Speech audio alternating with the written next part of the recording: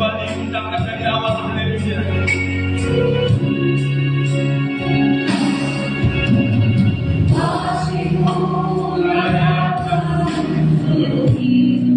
Firman Tuhan kami percayakan kepada hamba Tuhan.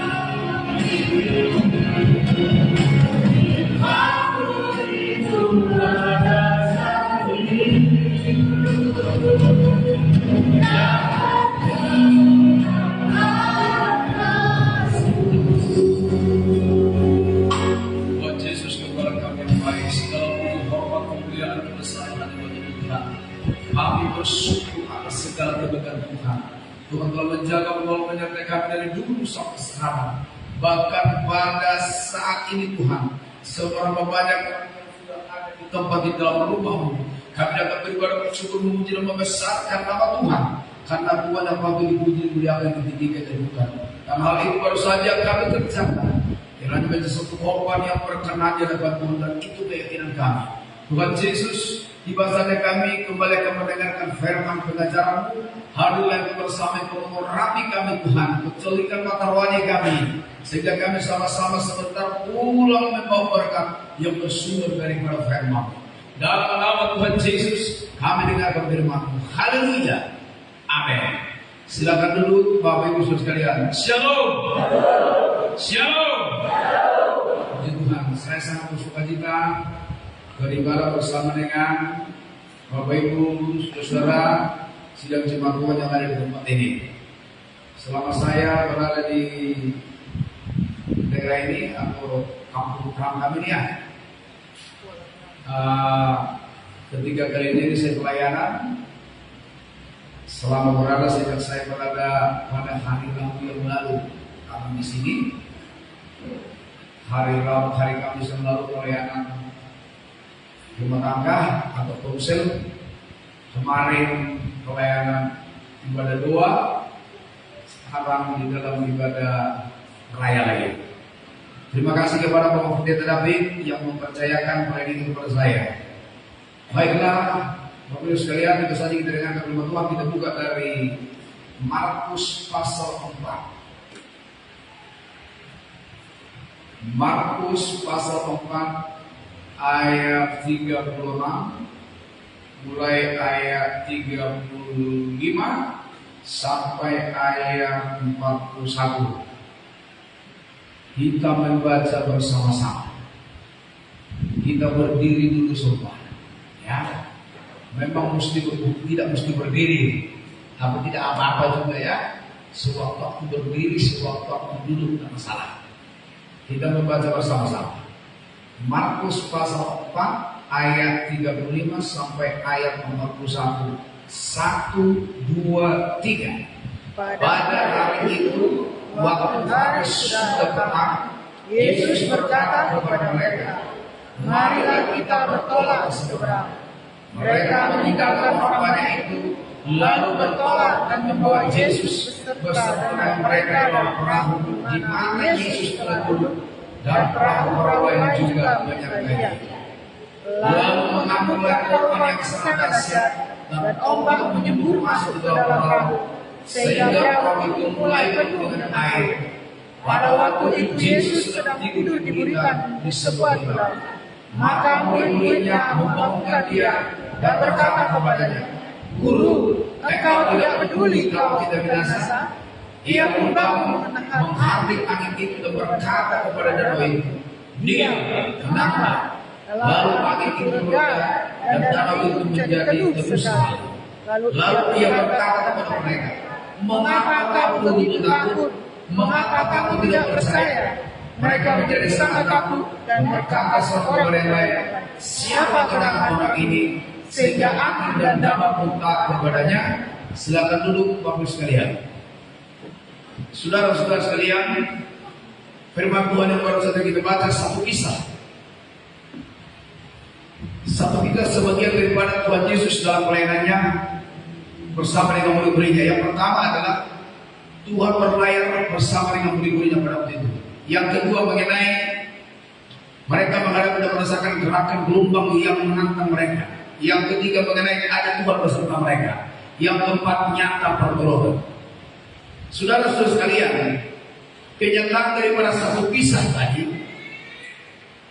di mana Yesus bersama dengan murid-muridnya yang pergi dalam pelayanan, pernah berlayar dengan transportasi kapal atau perahu. Saudara, ini tidak secara kebetulan. Ini adalah gambaran daripada perjalanan kekristenan kita. Ini adalah gambaran perjalanan iman kita, perjalanan pengharapan kita, perjalanan kepercayaan kita kepada Tuhan. Makanya ada lagu pujian aliran Roh Kudus atau gereja-gereja seperti kita dalam berbagai macam denominasi. Ada pujian yang menggambarkan, yang mengungkapkan pengalaman perjalanan Tuhan kita orang yang percaya, bahkan di dalam bahasa Batak. Tapi selain dalam bahasa Batak, ada juga beberapa, bahkan banyak pujian saudara di dalam bahasa Indonesia. Salah satu dari begini. Bagai kapal tak berhaluan, terombang ambing dihempas gelombang. Tahu itu? Demikian hidup ini baru cobaan. Setelah ku tinggalkan firman Tuhan, tapi kini jiwaku damai. Setelah ku temukan Yesus gembalaku, di dalam kebenaran yang aku peroleh jawaban hidup yang sesungguhnya. Ayo sama-sama semua. Sejak pertobatanku hari padanya, hidupku jadi baru, diandalkan olehnya yang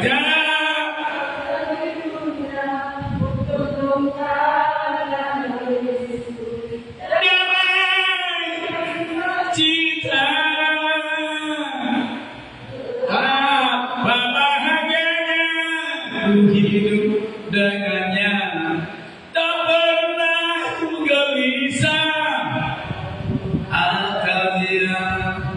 Terpujilah namanya, Allah Bapa di sorga selama-lamanya.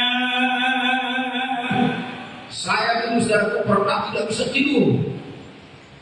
Sudah memberikan badan mulai dari jam 7 malam atau jam 8 malam sampai pagi tidak nyenyak. Betapa sakitnya itu saudara. Bahkan disertai lagi berbagai macam tantangan-tantangan di dalam pelayanan pekerjaan Tuhan ini, yang di dalamnya banyak tantangan. Sampai kami ada beberapa pendeta mengatakan, kenapa begitu ya? Kenapa kita masuk di gereja itu banyak tantangan? Karena gereja Tuhan. Karena namanya gereja Tuhan. Karena nama Tuhan itu tidak disuka kedagingan manusia. Nama Tuhan itu tidak disuka oleh sibolis atau iblis, saudara. Makanya jangan heran kalau kita sebagai umat Tuhan, gereja Tuhan, banyak tantangan-tantangan yang kita hadapi dan yang kita rasakan. Ada lagu begini. Di tengah ombak dan arus pencobaan, hampir tujuan hidupku bagaikan kapal yang selalu diombak-ambingkan, seolah-olah mengatasinya tiada mampu. Itu salah satu lagunya lagi. Dalam pasal ini ada lagu gini. Dina berperawatu karena yang tahu nyanyi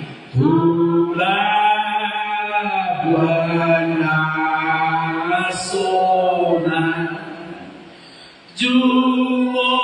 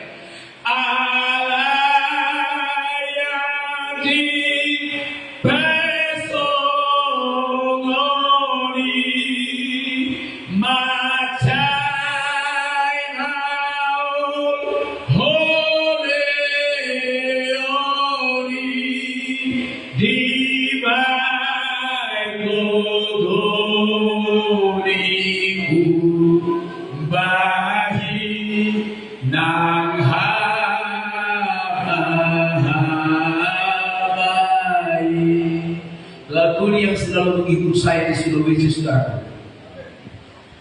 Bapak saya juga pendeta dulu, dia selalu menyanyikan lagu ini. Dan lagu ini juga yang membuatkan saya dengan banyaknya tantangan-tantangan. Ternyata mengikuti Tuhan itu memang bagaikan apabila kita sementara berlayar, bagaikan apabila kita sementara naik kapal laut yang ditimbus gelombang, berbagai macam tantangan, rintangan, kesulitan, kesukaran. Mohon maaf kepada saudara-saudara saya yang orang Nias di sini. Siapa coba orang Nias? Ada dulu. Oh, yang lainnya pakat ya. Ada Manado di sini. Ada Toraja. Saudaraku. Tapi yang mempertemukan lagu itu, lagu saudaraku, setelah meraih kesukaan, ada lagu juga yang mengatakan rupanya tidak ada di dalam bahasa Batak, tapi dalam bahasa Toraja ada, dalam bahasa Indonesia ada, di dalam bahasa Nias ada. Yang mengatakan sobalu kata sahabat Jurugu. Coba nyanyikan dulu. Sobalu kata sahabat Jurugu, balu kata si seki, oh masih depan kepada mak kalau ada yang salah-salah sedikit, tepat atau tidak? Artinya itulah sasaran kita kelak, bahwa kita akan meraih. Bahkan di dalam Alkitab dikatakan, barang siapa tidak melalui penderitaan oleh karena Yesus, dia tidak akan meraih kehidupan yang kekal. Memang tidak semuanya menderita, tetapi selagi berada di dalam dunia ini, pasti kita merasakannya, saudara. Pasti kita mengalaminya, entah dari berbagai macam apa yang menyebabkan itu. Pasti kita akan menghadapi, pasti kita akan merasakan yang namanya penderitaan, kesusahan. Makanya terinspirasilah pendeta-pendeta zaman dulu, aliran-aliran Roh Kudus menciptakan beberapa lagu tadi. Saya banyak kali mengalami itu, dan saya sekarang berkhotbah dan saya akan bersaksi sedikit sesuai dengan pengalaman saya. Saya tidak mau berkhotbah hanya mau menyampaikan pengalamannya Paulus, hanya mau menyampaikan pengalamannya Petrus, atau mau menyampaikan pengalamannya Yusroni, atau pengalamannya pendeta-pendeta yang lain. Tapi saya akan menyaksikan pengalaman saya. Saudara sekalian, waktu anak saya sudah kuliah di Makassar, sebenarnya sebelum lahir anak saya sudah berjanji dengan maminya bahwa anak kita ini harus sekolah Alkitab atau sekolah teologi. Itu cita-cita saya. Tapi anak ini setelah lahir dan setelah sekolah TK, SD, SMP sampai SMA begitu, dia tidak pernah mau, dia tidak mau sekolah kita, dia tidak mau sekolah teologi. Dan karena memang dia waktu itu jalur prestasi, dia lulus di Unhas. Kalau di Medan mungkin USU ya.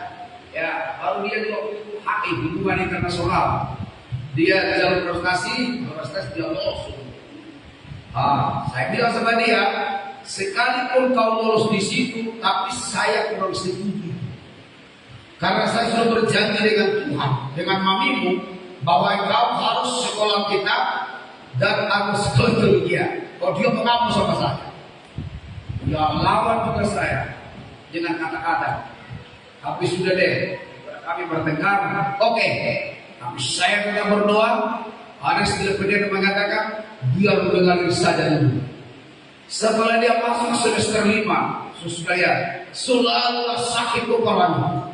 Sakit kepalanya. Terlebih jika seperti di Rio begini panas, suhu pantai Makassar panas dan luar biasa, saudara. Sakit kepalanya. Singkat cerita dia mengalah, dia menyerah. Tapi dia sudah sempat mempelajari berbagai macam pelajaran, terutama yang berbau internasional, yang sampai sekarang juga ilmu itu dia gunakan, saudara. Singkat cerita dia menyerah. Tapi sebelum itu, saudaraku, waktu masa-masa sakit ini ceritanya. Saya sementara di Kalimantan pelayanan. Sebelum ke Kalimantan, waktu itu saya masih jumpa di Makassar dengan makan bersama, minum bersama. Bapak, kita makan dulu, bawa dia minum. Waktu saya sudah mau terbang dari Kalimantan, saudara, saya telepon, dia tidak akan, saya telepon, dia tidak akan. Macam mana ini? Ada apa rupanya, aku berangkat dulu masih baik-baik, sekarang mau pulang kalau tidak angkat-angkat hati saya. Saya jengkel juga. Sampai saya pulang tiba terbang dari Kalimantan, mendarat di Makassar, saya tidak peduli lagi dia, saya tutup aja. Tapi di satu sisi juga yang namanya anak, gimana dia tidak angkat-angkat HP itu saya. Saya telepon, HP-nya bunyi tidak diangkat juga. Saya telepon, HP-nya tidak diangkat. Itu apa? Sudah, tiba-tiba ada seseorang yang telepon saya pakai HP-nya. Dia bilang, ini orang tuanya Siti kata, iya saya orang juga. Kenapa? Kenapa banyak? Beberapa kali dokter pernah aku bawa kenapa? Iya, Siti ada sama kami, dia sakit. Saudara, saya langsung, ternyata sakit kenapa? Aduh Tuhan ada apa ini? Saya mulai tidak percaya lagi. Ya namanya anak sesada kan, guru sesada. Tahu lah kalau orang Batak. Kalau ini bikin lengah, makanya ada lagu mengatakan, aku membawa nomor jodoh di Idaho, di Portillo. Ada lagu begitu, saudara. Itu lagu itu cocok sekali antara bapak dengan anaknya yang hanya satu aja perempuan. Belum. Unakku begi nangis, unakku idoh masak. Ya gitu bapak-bapak ya, pertama pada ya. Kalau bisa jangan pernah kita lihat anak perempuan kita masak. Jangan pernah kita dengar dia nangis. Itu yang terjadi pada saya. Setelah datang berita, anak bapak sama kami dia sakit. Saya nangis susah. Kenapa guru saya ini? Baik-baik diberkatkan. Saya baru percaya lagi. Akhirnya saya langsung telepon Pak Pendeta Peter, saya telepon marga Pendeta Situmorang. Amang tolong dulu, anak saya keadaannya ada di sini. Saya telepon juga sepupunya yang bersaudara dengan maminya. Saya bilang namanya si Sentris, ada telepon sama saya, adik mau dari sana, tolong ke sana. Tapi jangan hanya kalau besar, tolong bawa beberapa anak muda lah dulu ke sana. Dia oke. Tangkap mereka. Setelah itu mereka berjumpa saudara. Om bilang, orang Sulawesi bisa bilang om gitu. Si Ike udah ada sama kami. Sekarang saya bawa ke rumah. Oke baik. Besok saya berangkat. Saya berangkat saudaraku. Saya jumpa dia di rumahnya sepupunya.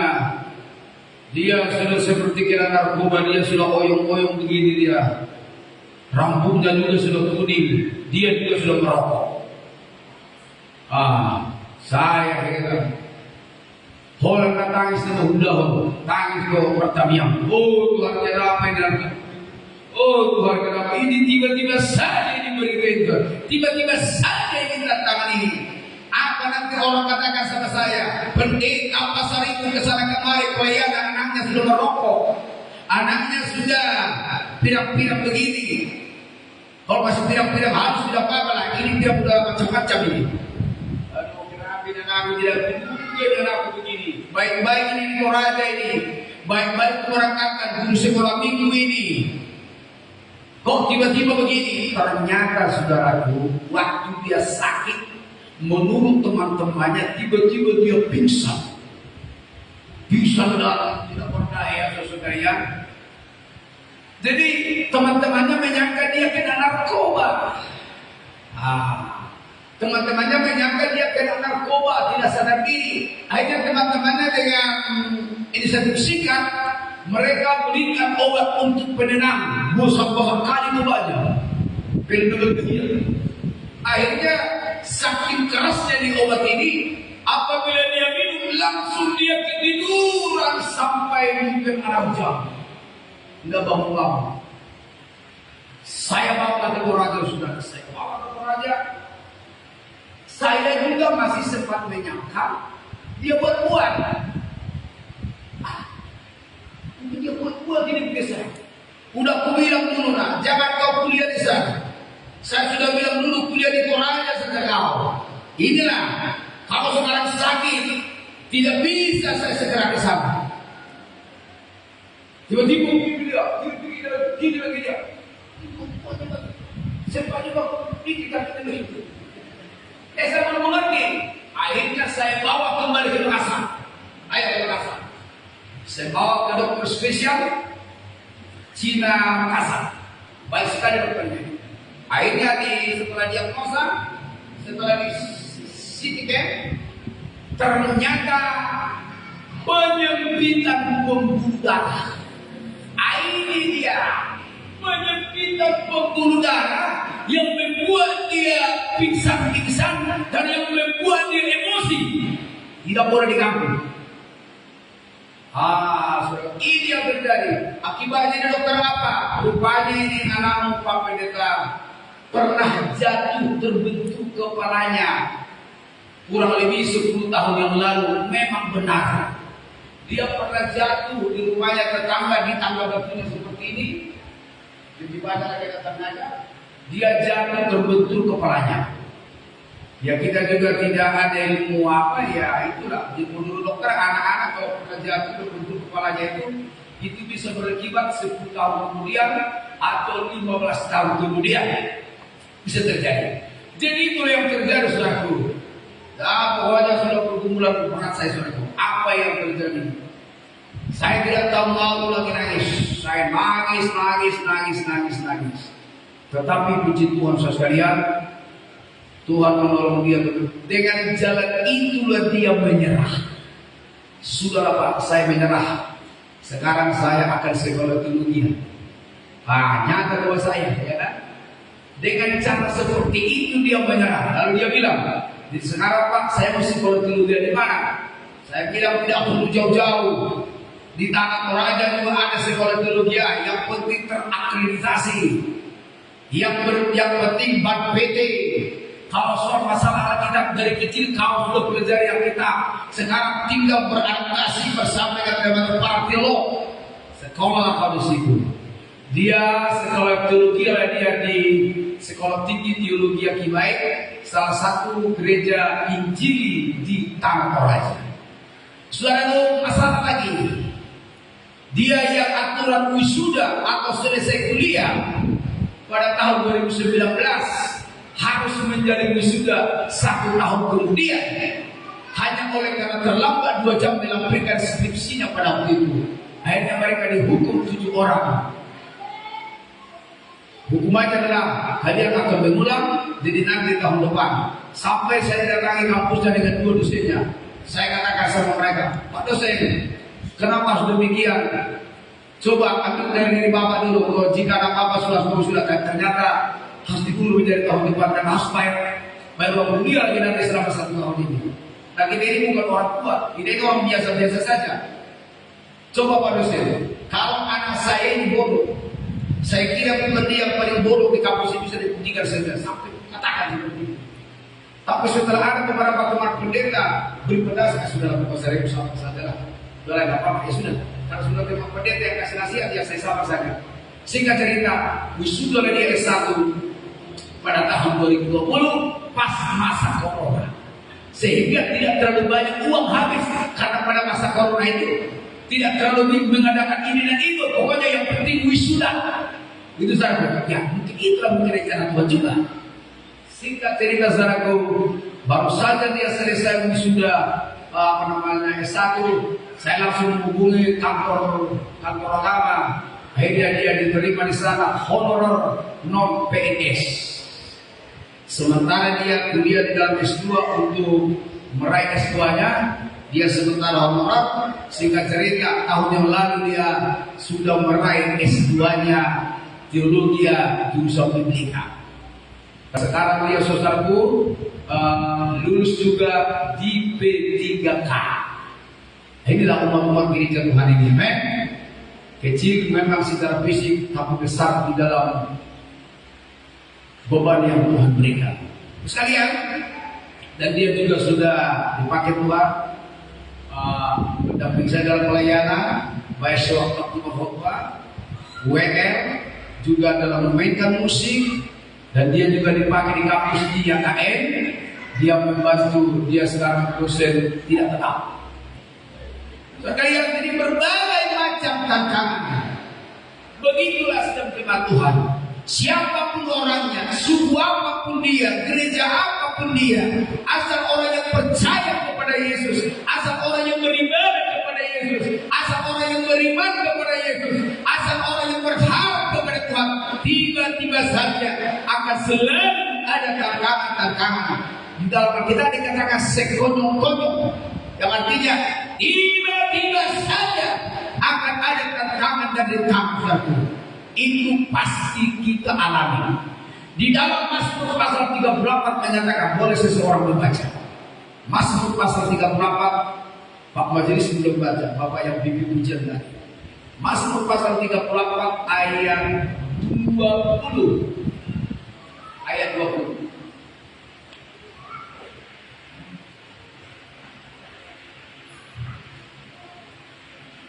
Mazmur 34 ayat 20. Kemalangan orang benar banyak, tetapi Tuhan melepaskan dia dari Kemalangan orang benar banyak. Hasusau di halana posea bahan. Tetapi Tuhan akan melepaskan dia dari semuanya itu. Saya renung-renungkan di dalam kehidupan saya sebagai pendeta.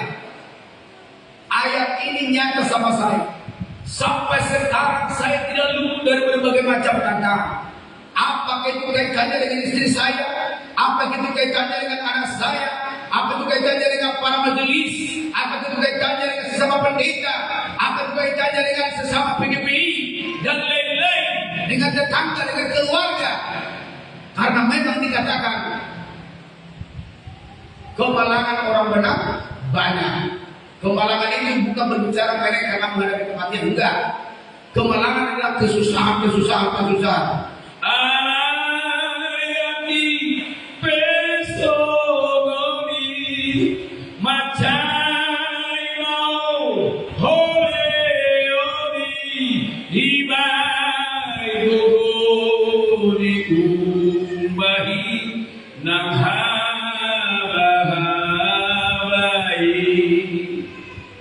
Saya tidak malu-malu katakan ini.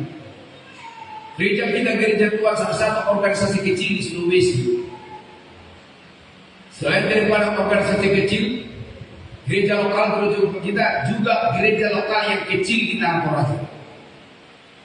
Dan itu merupakan tantangan bagi saya, karena saya sangat berkeinginan Tuhan, kapan juga gereja yang melayani di Toraja seperti yang ada di Terantang. Sudah ada 100 ini. Berapa ini?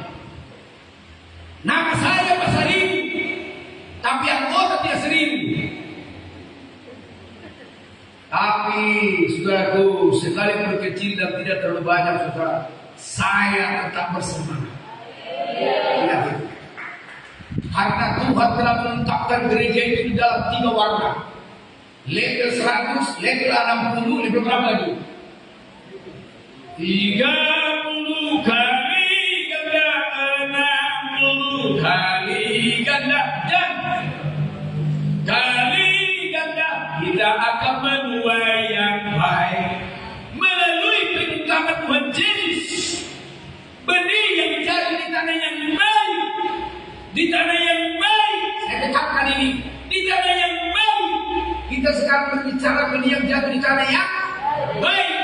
Di tanah yang baik itu menghasilkan 3 warna. Itu tadi ya, warna 30, warna 60, warna.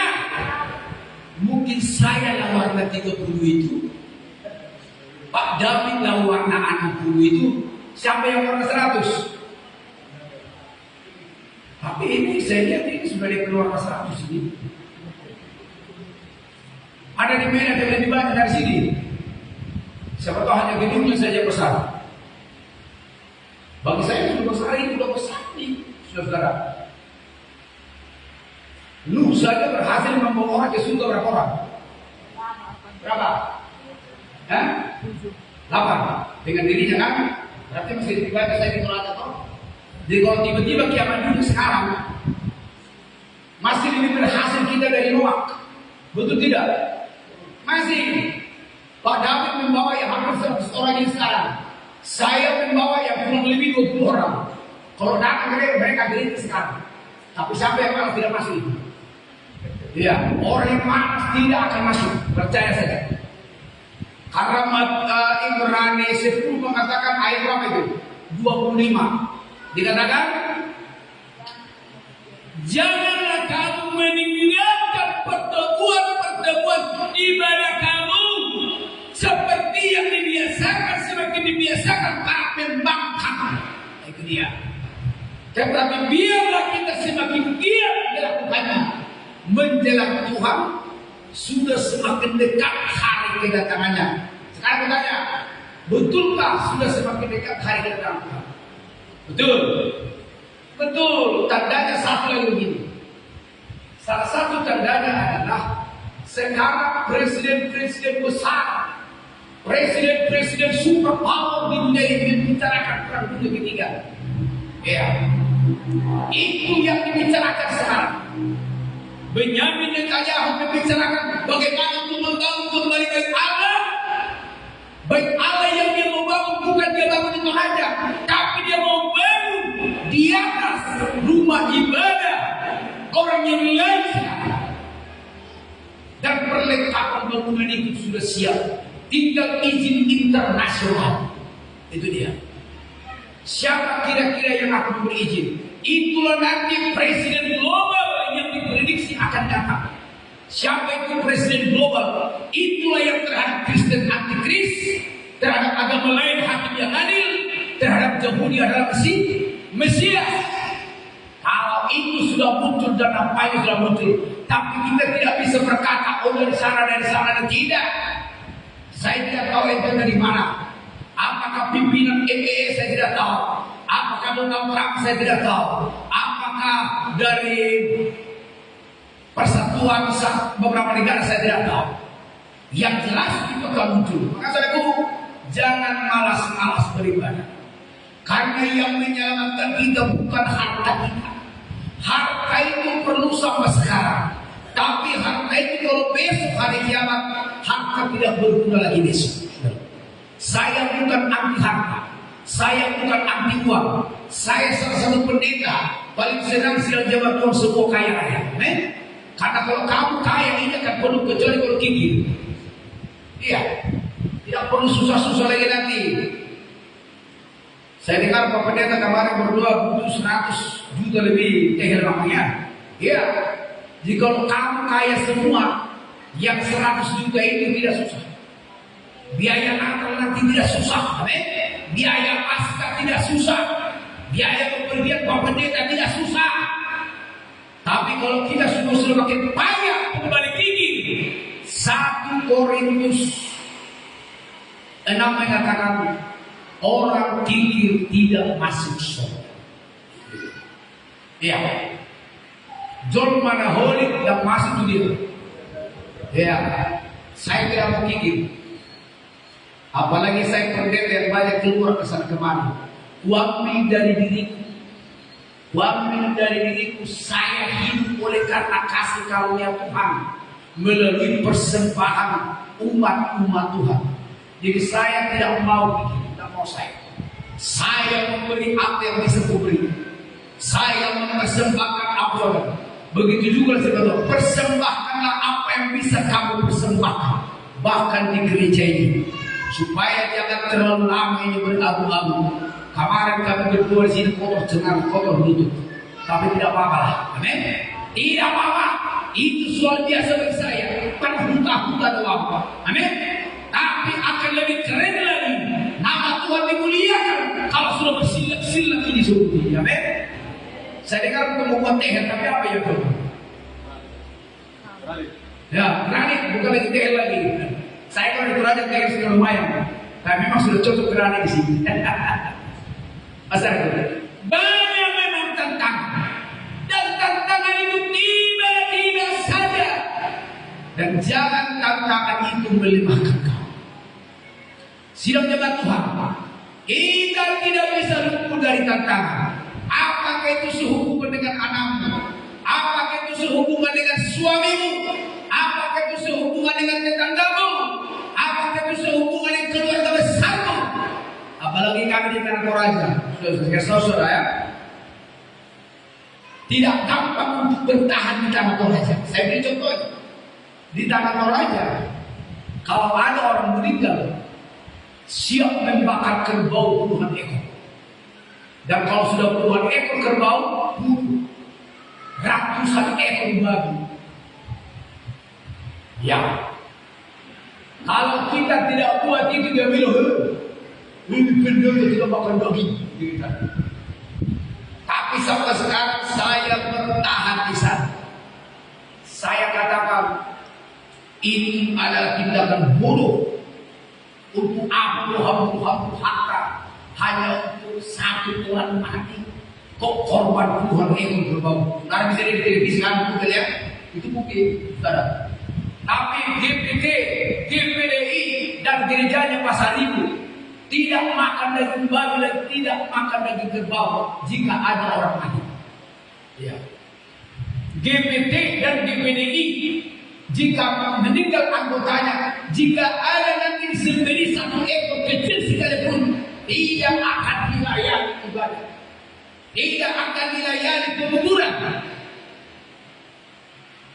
Kenapa? Bagi Bapak Saudara minta kepada bisa saya begini. Karena kalau saya akan makan, nanti kalau terjadi sesuatu sama saya, lalu saya tidak potong itu, dia bilang, oh, jadi kami ini mau ada seperti bibit saja, kami mau seperti padi. Artinya kamu hanya mau makan saja. Nah, itu sindiran di tanah Toraja. Jadi di tanah Toraja itu sangat diremehkan aliran-aliran Pentakosta, termasuk kami gereja Tuhan di sana. Iya. Jadi sedikit malu tapi sudah. Jangan malu kalau momen oleh karena mempertahankan kebenaran. Siapa pun sudah ngomong, lebih baik anak sekolah kita, anak-anak kita ke sekolah. Lebih baik anak-anak kita buang, kita korbankan uang ke sana, biaya ke sana, daripada hanya untuk orang mati. Istilah kami dari masing-masing ini, kayu yang hidupnya yang akan dikubur, bukan kayu yang mati. Di Toraja itu mayoritas bagaikan kayu mati yang dikubur. Bagaimana mau hidup kayu mati itu? Hukum apa mau dipakai kalau sudah mati? Coba. Ya. Kayu yang bisa. Jadi orang-orang yang itu anak sekolah yang kita mau apa? Supaya mereka berhasil. Oke, kembali ke yang pertama. Jadi saudaraku, ia akan disangka-sangka selagi kita berada di dalam dunia ini, terutama keluarga-keluarga yang masih muda, kamu akan hadapi. Itu dia. Dan kamu tidak perlu cemburu kepada keluarga-keluarga yang sudah sukses. Yang sudah sukses itu dulu juga mereka menderita. Jadi keluarga-keluarga muda, sabarlah di dalam kesusahan, sabar di dalam penderitaan, dan tetap di dalam doa. Seperti kita dalam Roma pasal 12. Bersukacitalah dalam pengharapan, sabarlah dalam kesesakan, dan bertekunlah di dalam doa. Tetaplah di dalam doa. Di satu sisi memang berat doa itu, berat. Seperti kemarin itu, dimulai jam 5, selesai jam 7 atau setengah 7, berlutut lagi. Ya, lama kali aku berlutut kemarin, sampai kira-kira akhirnya sampai duduk di lantai. Ya memang itulah pengorbanan. Itulah pengorbanan, saudara. Tapi hasilnya dahsyat, hasilnya besar untuk kita, hasilnya besar untuk anak kita dan untuk anak cucu kita. Sekalian, dikatakan di dalam ayat selanjutnya, setelah mereka merasakan gelombang itu, mereka dengan penuh ketakutan jujur saja. Baik kami pendeta ada kalanya juga tiba-tiba waktu. Kami pendeta ada kalanya tiba-tiba juga geger. Kalau sudah datang tantangan dan rintangan itu, tapi kita berbahagia di dalam kekhawatiran, di dalam kegegeran. Ada Yesus bersama dengan kita. Ada Yesus. Inilah kebahagiaan kita. Ada Yesus. Saudaraku, saya pergumulan baik di tanah Toraja, baik di mana saya di dalam pelayanan. Tadi istri saya, telepon saya, bilang saya lemah. Iya, saya agak loyo. Ya mungkin karena kebanyakan semuanya naik motor saudara. Lalu aku bilang, jadi bagaimana mau pulang ke saya kah? Lalu belum selesai Medan ini. Dan Medan, tapi kalau saya menangis, saya oleh istri saya, buat dia sehat dan kuat Tuhan. Ya. Itu menjadi berkat lain, saudara. Tapi saya serahkan saja kepada Tuhan, bahwa Tuhan takkan mempermalukan, bahwa Tuhan takkan membiarkan, tapi Dia menyertai kita. Bagaikan murid-murid Tuhan dan saudaraku yang sudah diombang-ambingkan secara tiba-tiba gelombang itu. Tapi kebahagiaannya adalah ada Yesus bersama dengan kita. Itulah juga kebahagiaan kita. Tantangan-tantangan apapun yang menantang kita, yang menyerang kita, ada Yesus bersama dengan kita. Ada Yesus, dan tidak ada yang mustahil bagi Tuhan. Tidak ada. Saya mengalami di tanah Toraja pernah hampir tidak makan, tidak ada beras. Sudah terhujingkan aku berdoa, kau terhujingkan. Kenapa dia hidup? Istri saya waktu itu masalah saya tidak ada tahan saya tidak tahan. Oh Tuhan. Ya. Tapi tiba-tiba datang anak sekolah minggu, bukan kartu telepon dulu pada waktu itu, dulu pada WA. Iya, namanya Tandu. Tiba-tiba dia datang bawa beras 1 bokong. Ada orang yang kedua dari 2 kali. Dia datang. Datang dia bawa beras. Beras yang bukan dari hasil penggilingan tapi. Kalau saya tiba-tiba di daerah Toraja, orang belum pernah penggiling beras, masih muda-muda semua. Ya, makanya kita ketawain. Karena di Sumatera tidak pernah beli berdua beras. Yang pertama dulu mungkin apa itu, karena beli.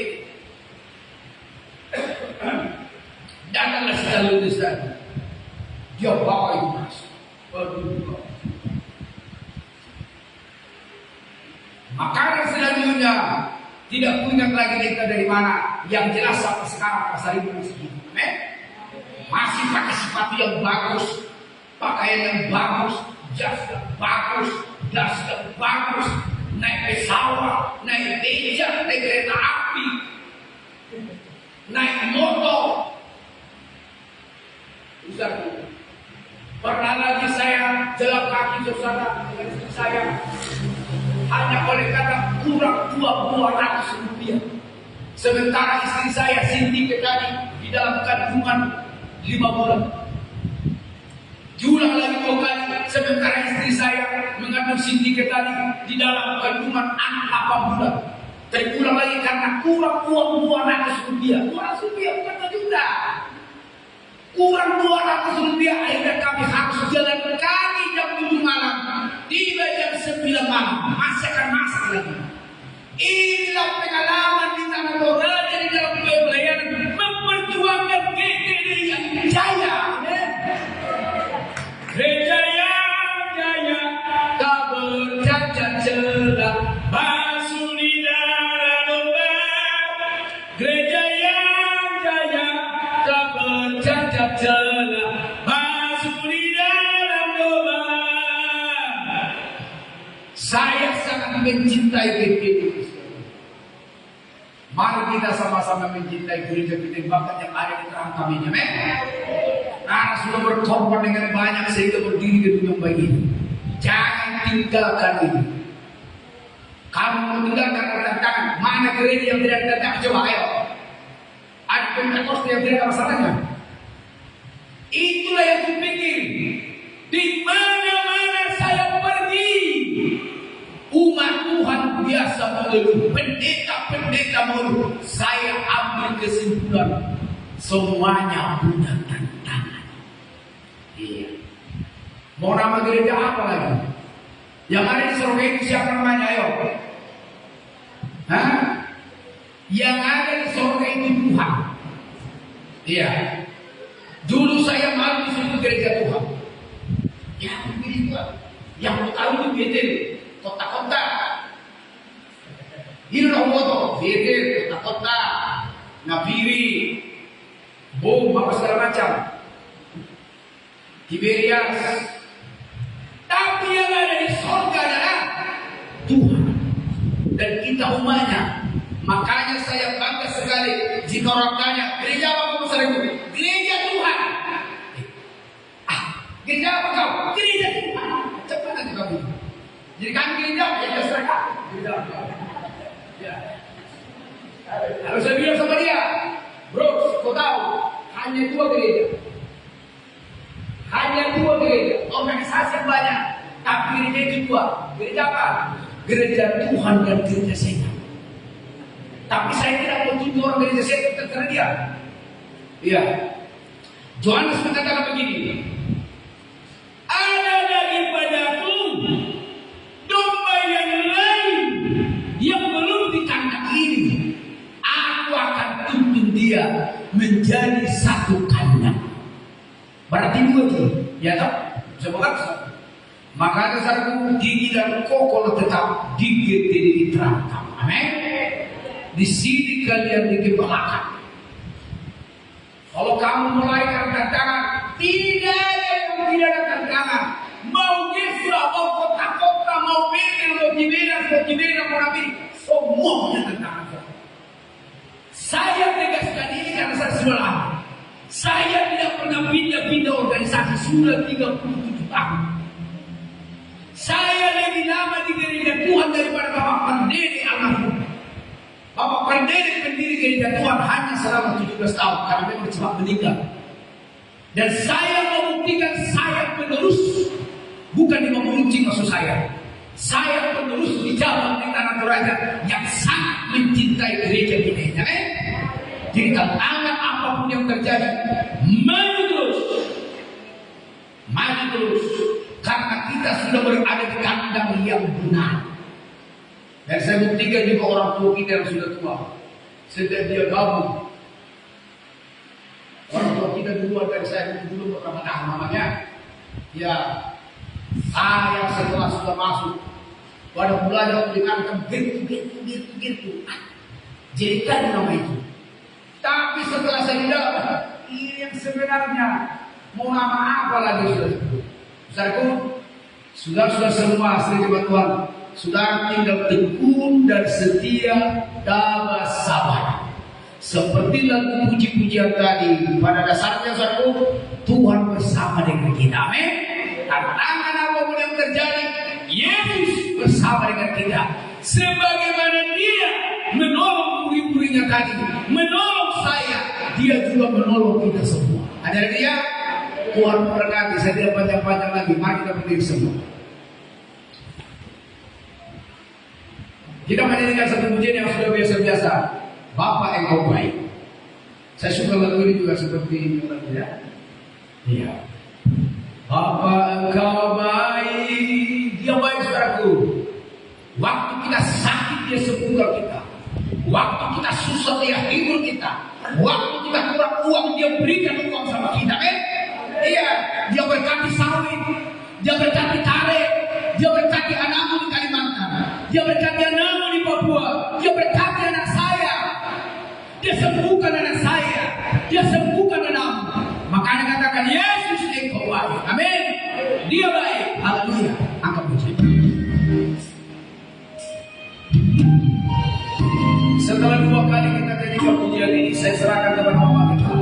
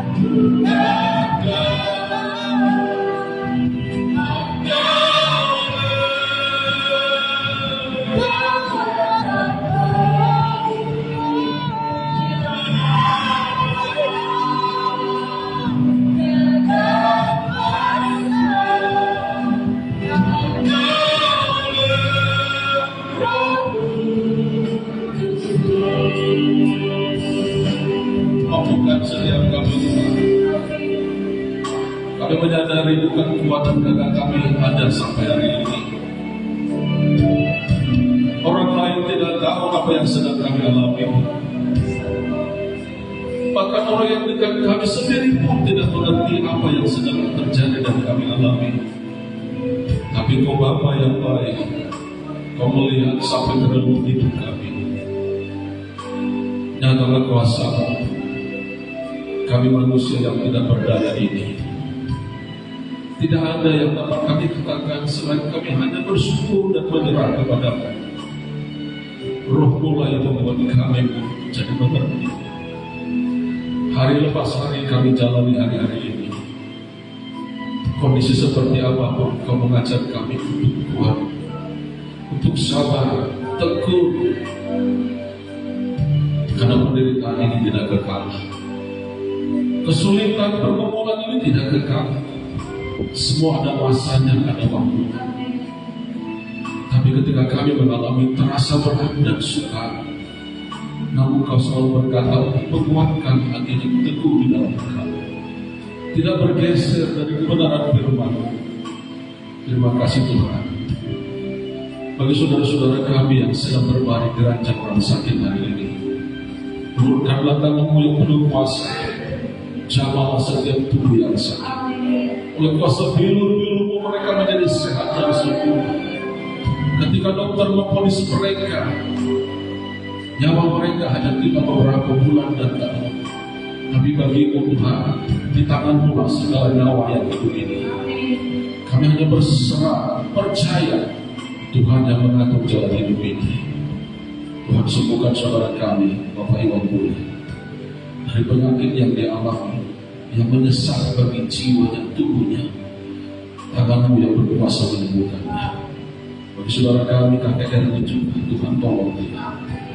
Walaupun kondisi yang sudah berbulan dan bertahun yang dia alami, ajar dia tetap menyerahkan hidup kepada-Mu. Karena ketika kami, walaupun kami tidak di dalam Tuhan atau di dalam Tuhan, kematian akan menjemput. Tapi ajar kami untuk menyerahkan hidup. Jangan sampai kematian kami di luar Tuhan. Tolong kami Tuhan. Hari kedatangan-Mu yang semakin mendekat. Setan berusaha dengan keras menarik kami untuk tidak mempercayai firman-Mu, untuk bersyukur-syukur. Tapi firman-Mu yang adalah kebenaran menuntun kami percaya kepada-Mu. Terima kasih Tuhan. Apapun pergumulan kami, setiap pribadi hari ini yang hadir, Tuhan Engkau mendengar dan melihat. Kau tidak akan biarkan mereka pulang dengan membawa beban yang mereka bawa hari ini. Di dalam nama Yesus kami letakkan semua perkara itu di kaki-Mu. Beban yang membuat mental mereka menjadi terang. Di dalam nama Yesus angkatlah mereka. Buatlah mereka tetap memandang-Mu, bahwa pergumulan mereka hadapi segera akan berlalu dengan pertolongan-Mu Tuhan. Terima kasih Tuhan. Terpuji nama-Mu. Haleluya. Terima kasih. Saudaraku, mari arahkan hatimu kepada Tuhan. Berkati kami hari ini Tuhan, berkati hamba-Mu yang sudah menyampaikan kebenaran firman-Mu. Kami percaya kami pulang dengan sukacita dan damai sejahtera. Pulanglah dengan sukacita. Bawa berkat kasih yang besar dari Bapa di surga, kasih sayang dan Yesus Kristus, dan persekutuan Roh Kudus berkati menyertai engkau dan saya hari ini sampai Maranatha. Bersama kita katakan Amin. Salam. Selamat